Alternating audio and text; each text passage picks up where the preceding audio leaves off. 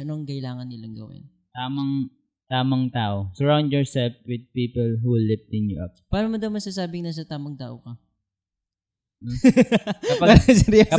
Kapag may peace ka kapag may peace. at God sender. Okay.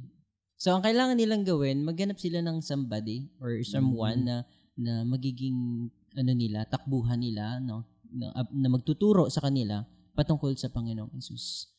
So yun ang mga naging journey. Ako mismo parang ang lalim nito kausap dalawa, no?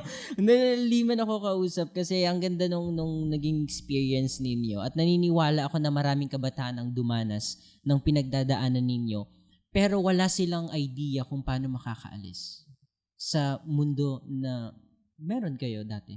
Medyo nga ako eh. Di ba depression? Dapat matawa mo dyan na. Di ba depression? Dapat matawa mo sa direct. Di ba depression? Alas lahat dumadaan dyan. Ang ibig sabihin ng depression sa Tagalog, deep, malalim. Yung rason, deep reason. malalim na rason, ituon sa Panginoon. Yun pala yun. Pero actually, natutunan ko, sabi daw, sa mental health kasi, ang ginagamot sa mental health, ang ginagamot yung soul. Pero kung bakit pala nade-depress ang tao, wala sa soul ang problem. Minsan, madalas nasa spirit.